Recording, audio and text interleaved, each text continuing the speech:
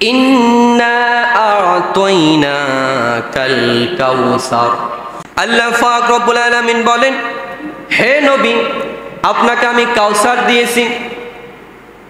আর বলতেছে ফাসল্লি লিরাব্বিকা ওয়ানহার, আর আপনি নামাজ পড়ুন আর আল্লাহর নামে আপনি কুরবানি করুন। এখানে ডাইরেক্ট আল্লাহ সরাসরি নির্দেশ দিছে যে নামাজ পড়ো আবার তুমি কুরবানি করো। এই নির্দেশ আল্লাহ পাক রব্বুল আলামিন এই সূরা কাউসারের মধ্যে আমাদেরকে দিয়ে দিয়েছে। অথচ দেখবেন কোরবানি করে কিন্তু নামাজ পড়ে না, কোরবানি করে কিন্তু নামাজ পড়ে না। একই আয়াতের অর্ধেক মানে না। ওনাকে আমি পুরা শব্দ আপনি মসজিদে পাবেন না, কিন্তু কোরবানির সময় আসে কোরবানি করে, বলে যে কোরবানি না করলে একটা চোখের শরম। উনি নামাজ পড়ে না এটা চোখের শরম না, কোরবানি করে না এটা চোখের শরম। আর ভাই কোরবানি তো আছে বছরে একবার, আর আপনাকে প্রতি 5 ওয়াক্ত নামাজ প্রতিবার ঘুরে ঘুরে আসে প্রতিদিন, আপনি সেটার জন্য শরম লাগে না, আপনি কোরবানি করেন এটা হলে শরম লাগে। সম্মানিত উপস্থিতি, দুঃখজনক বিষয়, কিছু মানুষ রয়েছে তারা কোরবানি করে নামাজ আদায় করে না। কোরবানি করা আপনার উপরে ফরজ করেছে কিন্তু সবার উপরে ফরজ করে নাই। যারা সামর্থ্যবান একমাত্র তাদের উপর আল্লাহ এটা ওয়াজিব করেছেন, ফরজ করেছেন। কিন্তু নামাজ এমন একটা ইবাদত, এই ইবাদতটা ধনী গরিব অসুস্থ দরিদ্র সকলের উপরে এই নামাজটা পড়া ফরজ করে দেওয়া হয়েছে। কোনোভাবে নামাজ না পড়ে কোরবানি করার সুযোগ নেই। নামাজ না পড়ে কোরবানি করলে আপনার এই কোরবানির কোনো দাম থাকে না।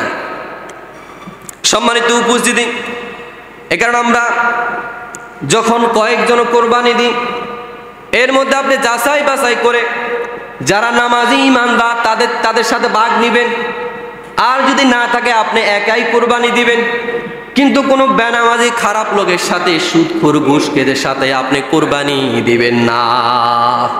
বেনামাজির সাথে আপনি কোরবানি দিবেন না, খারাপ লোকের সাথে। আপনি জানেন লোকটা খারাপ, সুদের সাথে লেনদেন আছে, ঘুষের সাথে লেনদেন আছে, নামাজ পড়ে না, এরকম লোক জানার পর এদের সাথে কোরবানি দিবেন না, কারণ এদের দ্বারা আপনার ক্ষতি হতে পারে।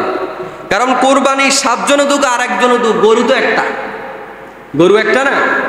তা আল্লাহ বলছে তুমি হালালের সাথে হারাম মিশ্রণ করিও না। তো বুঝলাম আপনার টাকা হালাল, কিন্তু আপনার সাথে যে কোরবানি দেয় তার টাকা তো হালাল না, তার টাকা তো হালাল না, আপনি তার সাথে কিভাবে কোরবানি দেন? এখানে ভাইয়েরা, ভাগ নেওয়ার সময় নামাজি দেখে ভাগ নিবে। নামাজের সাক্ষী যে দিতে পারবে সে ব্যক্তি ইমানের সাক্ষী দিবে, কারণ একমাত্র নামাজ এটা ইমানের সাক্ষ্য দেয়। সম্মানিত উপস্থিতি, এই কারণে কোনোভাবে বেনামাজি খারাপ লোকের সাথে কোরবানি দিবেন না, ভালো লোক দেখে কোরবানি দিবেন।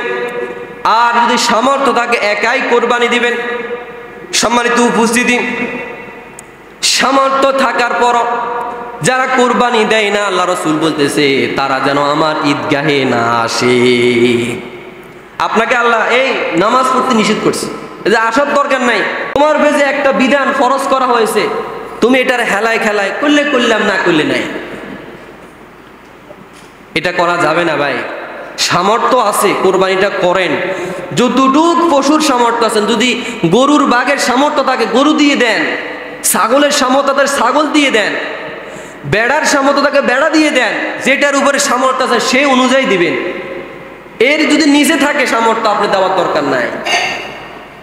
সম্মানিত উপস্থিতি, তাহলে আল্লাহ পাক রব্বুল আলামিন এই আয়াতের মধ্যে আমাদেরকে নির্দেশ করেছে যে তোমরা নামাজ আদায় করো, নামাজ পড়ো, তারপরে তোমরা কুরবানি করো। এটা সরাসরি নির্দেশ। এবার আসুন, কিছু কিছু কথার কারণে, কাজের কারণে আমাদের কোরবানি নষ্ট হয়ে যায়। 1 নম্বরে যদি আমাদের উদ্দেশ্যের মধ্যে গন্ডগোল থাকে, যদি উদ্দেশ্য যদি খারাপ থাকে, উদ্দেশ্য যদি অন্যরকম থাকে, তাহলে আপনার কোরবানি হবে না। কারণ আল্লাহ রাসূল বলছে ইন্নামাল আমালু বিন্নিয়াত, সকল কাজের ফল এটা হচ্ছে নিয়ত। আপনার নিয়ত যদি সঠিক হয় ওই কাজের মধ্যে বরকত আছে, ওই কাজ সলিড। আর যদি নিয়তের মধ্যে গন্ডগোল থাকে, অন্য কিছু নিয়ত, কেমন আপনি যদি এইটা চিন্তা করে কোরবানি করেন, এই পর্যন্ত যত বছর হায়াত আছে সব বছর তো দিলাম, এই বছর তো যদি না দিই তাহলে খারাপ লাগে। অনেকের মনে এরকম যদি চিন্তা আসে, কোরবানি দেওয়া আর না দেওয়াই সমান। যদি চিন্তা করেন নতুন আত্মীয় স্বজন হয়েছে, এখন কোরবানি দিতে হবে, এরকম নিয়ত থাকলো কোরবানি দেওয়া আর না দেওয়া সমান। আর যদি চিন্তা করেন কোরবানির সময় তো গরু গোস্ত এমনি কিনি, তো সেখানে তো গরু গোস্ত কিনতে মেলা 500-1000 টাকা চলে যায়, তো আর কয়েক টাকা মিলে একটা বাঘ লই, কোরবানি দেওয়া হইলো, গোস্ত খাওয়া হইলো, এরকম চিন্তা চেতনা যদি থাকে কোরবানি করা হবে না, করা আর না করা সমান হবে। এখানে ভাইয়েরা নিয়ত কিন্তু সঠিক থাকতে হবে। নিয়ত যদি খালেস না হয়, আপনার ওই কাজের কোনো প্রতিদান নাই আল্লাহর কাছে। এখানে বুখারী শরীফের 1 নম্বর হাদিস যে সকল কাজ নিয়তের উপর নির্ভরশীল। সম্মানিত উপস্থিতি, আমরা অনেক সময় বলি নিয়ত এটা ফড়া লাগে। বলুন তো দেখি, এই যে কথাগুলো বলেছি এগুলা কি মুখে আসে নাকি অন্তরে আসে? যে কথাগুলো আমি এখন বললাম যে মানুষে কি বলবে, অমুকে কি বলবে, তমুকে কি বলবে, এগুলা কি অন্তরের বিষয় না? এই কারণে নিয়তে কিন্তু অন্তরের বিষয়। নিয়ত আপনি মুখে মুখে যাই পড়েন, কিন্তু অন্তর রয়েছে আরেকটা, এটা হবে না তো। কারণ আল্লাহ অন্তর দেখে বিচার করবে, আপনার মুখ দেখে বিচার করবে না। মুখে কি বলেন না বলেন এটা অন্য হিসাব। অনেক সময় আমরা কথা বলার সময় মুখের মধ্যে ফায়সা কত বার হয়ে যায়, অথচ আমার মনে কিন্তু এটা বলার দরকার ছিল না, পরে আফসোস করা লাগে, আর এই কথাটা বলার তো প্রয়োজন ছিল না, তারপরও বলে ফেললাম, এরকম হয় না? কিন্তু পরে আফসোস করা লাগে। নিয়ত করি আসছি কথা বলবো একটা, কিন্তু বলিয়েছি আরেকটা। এটা কিন্তু মনের সাথে সম্পর্ক নিয়তটা। এখানে ভাই আল্লাহ রাসূল বলেছে ইন্নামাল আমালু বিন্নিয়াত, সকল কাজ নিয়তের উপর নির্ভরশীল। নিয়ত ছাড়া অন্য কোন নিয়তে কোরবানি করলে কোরবানি হবে না। তাহলে নিয়ত হচ্ছে একমাত্র আল্লাহকে রাজি খুশি। কার রাজি খুশি বলেন না? কার রাজি খুশি? আল্লাহর রাজি খুশি।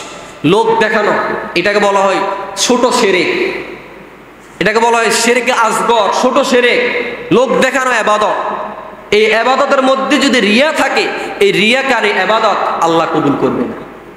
কাল কিয়ামতের ময়দানে ওই রিয়াকারীদেরকে আল্লাহ বলবেন, দুনিয়াতে যাদেরকে দেখানোর জন্য কোরবানি করেছ, যাদেরকে দেখানোর জন্য নামাজ পড়েছ, যাদেরকে দেখানোর জন্য তুমি হজ করেছ, আজকে তাদের কাছে যাও, যায়া দেখো কোনো বিনিময় তারা দেয় কিনা।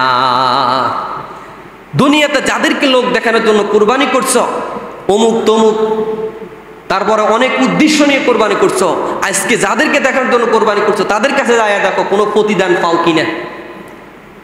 তাহলে 1 নম্বর এই উদ্দেশ্য, নিয়ত যদি খারাপ হয়, উদ্দেশ্য খারাপ হয়, তাহলে এই উদ্দেশ্য খারাপ হওয়ার কারণে আপনার কোরবানি হবে না, গোস্ত খাওয়াই হবে। সম্মানিত উপস্থিতি, এই কারণে আমাদেরকে নিয়ত থাকতে হবে একমাত্র আল্লাহকে রাজি খুশি করা। আর কোরবানি করার সময় আমরা বলি অমুকের নামে কোরবানি, তমুকের নামে কোরবানি, মায়ের নামে, বাবার নামে, এগুলা বলা কিন্তু আপনার মনের বিষয় না, এগুলা বলা কিন্তু আমরা এরকম অপরাধ মনে করি না।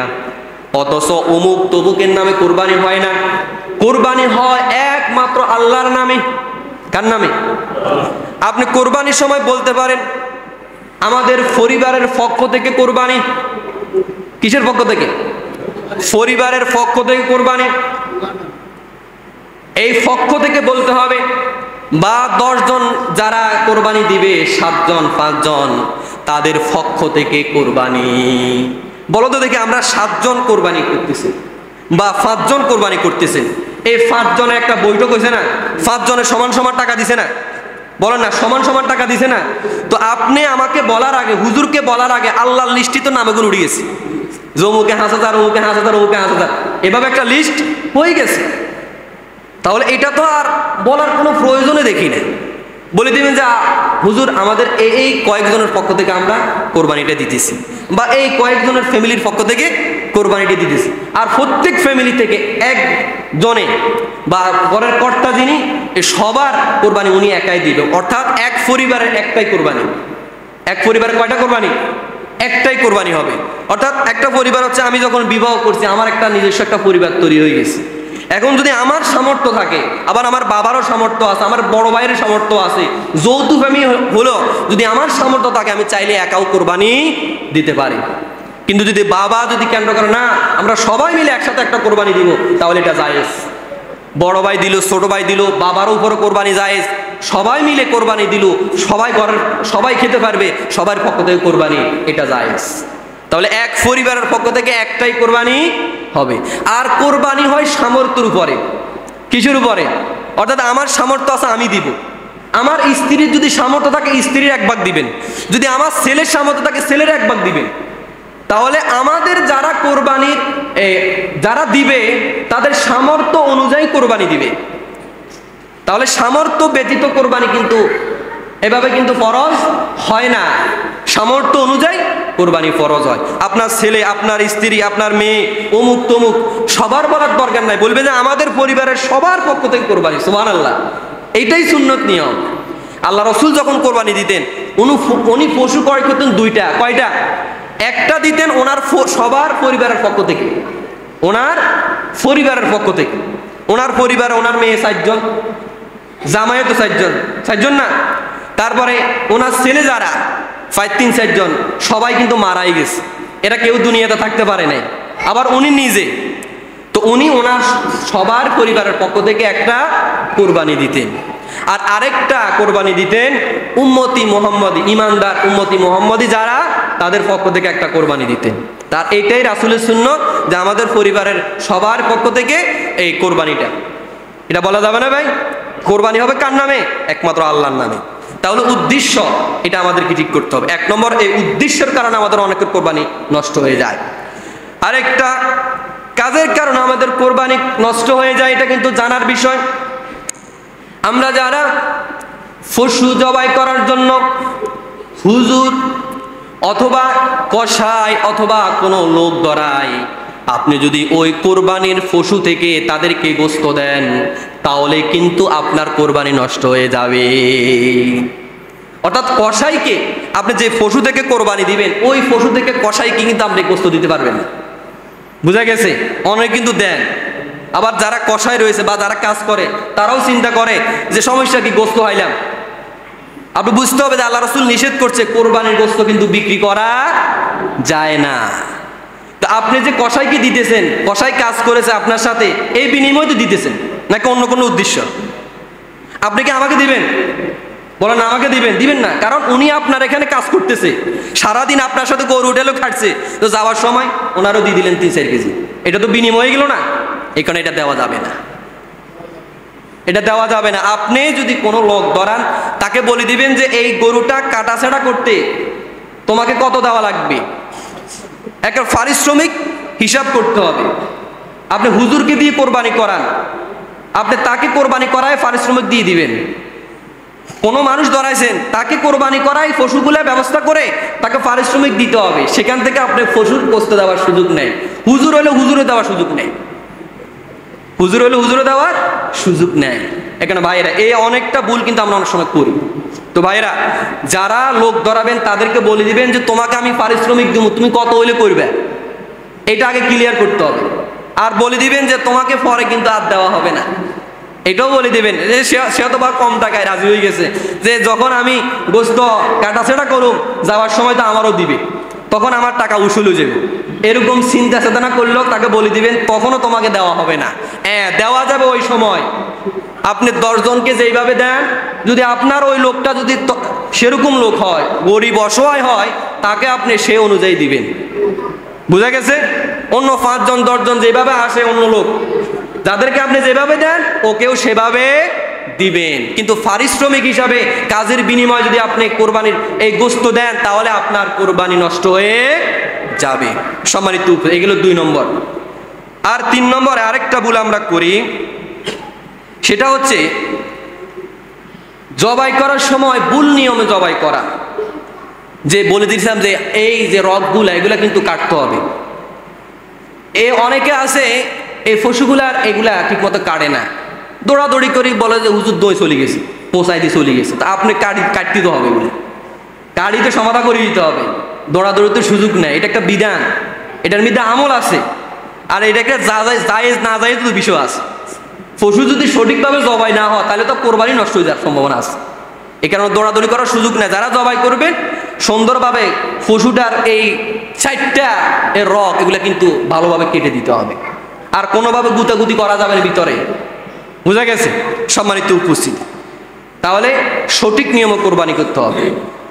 আর 3 নম্বরে, কোরবানি করার পর একটা ভুল দেখলাম যে শহর কেন্দ্রিক ও ক্যারাম কেন্দ্রিক একটা ভুল কমন, সেটা হচ্ছে কোরবানি করার পর বজ্র, রক্ত, তারপরে খাদ্যনালী, ওই বলেন সেই বলেন, ফ্যাটের নাড়ি বুড়ি এগুলো বিভিন্ন জায়গায় ফেলে রাখে, আবার রক্তগুলা বিভিন্ন জায়গায় ফেলে রাখে, এগুলা ফানিও মারে না, কোনো কিছু করে না।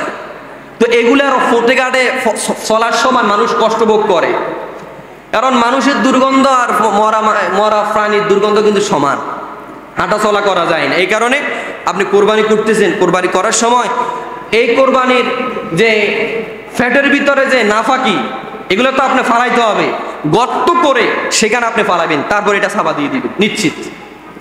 আর জবাই করার পর হাড় গোড় বিভিন্ন জায়গায় ফালাই রাখেন, এটা করা যাবে না, একটা দাফন দিয়ে দিবেন। কুকুর, অনেক সময় কুকুরে নিয়ে একটা পুরা গ্রামে আড়িয়ে খাড়াত, এরকম আছে না? কুকুরে আপনি বাড়ির সামনে ফালাই দিছেন বা ওই একদম জোবার ফালাইছে, সেখান থেকে কুকুর নিয়ে পুরা গ্রামে আড়িয়ে খাইতেছে। তো ভাইরা, এটা করলে কিন্তু আমাদের কোরবানি নষ্ট হওয়ার সম্ভাবনা আছে, কারণ আপনি ইচ্ছাকৃতভাবে মানুষকে কষ্ট দিতে পারেন না। ইমানের একদম লাস্ট স্টেজ সেটা হচ্ছে রোড থেকে, রাস্তা থেকে কষ্টদায়ক জিনিস সরাই দেওয়া, এটা হচ্ছে ইমানের একটা শাখা। তো আপনি গরু জবাই করছেন, এই রক্ত তারপরে বিভিন্ন বর্জ্য এগুলার কারণে মানুষ কষ্ট ভোগ করতেছে, এটা তো কবিরা গুনাহ হয়ে যাবে ভাই। এই কারণে যারা কোরবানি করবেন খেয়াল রাখবেন, রক্তগুলা সাথে সাথে পানি দিয়ে ছিটে দিবেন, কারণ সাথে সাথে তো পানি দিয়ে দেন তখন আর এগুলা রক্ত বসে না। বুঝা গেছে? তারপরে বর্জ্যগুলা একদম খারাপ জায়গায়, যেখানে কোনো মানুষ যায় না এমন জায়গায় ফেলবেন, বা একার গর্ত করে এটাকে দাফন করে দিবেন। তাহলে এই 6টা ভুল আমাদের যেন কোনোভাবে না হয়, কারণ এই 6টা ভুলের একটা ভুল হয়ে গেলে কিন্তু আমার কুরবানি নষ্ট হওয়ার সম্ভাবনা আছে। সম্মানিত উপস্থিতি, যে কথাগুলো বলেছি আল্লাহ পাক রব্বুল আলামিন আমাদের সকলকে আমল করার তৌফিক দান করুক। ওয়া আখির দাওয়ানা আলহামদুলিল্লাহি রাব্বিল আলামিন। আসসালামু আলাইকুম ওয়া রাহমাতুল্লাহি ওয়া বারাকাতুহু।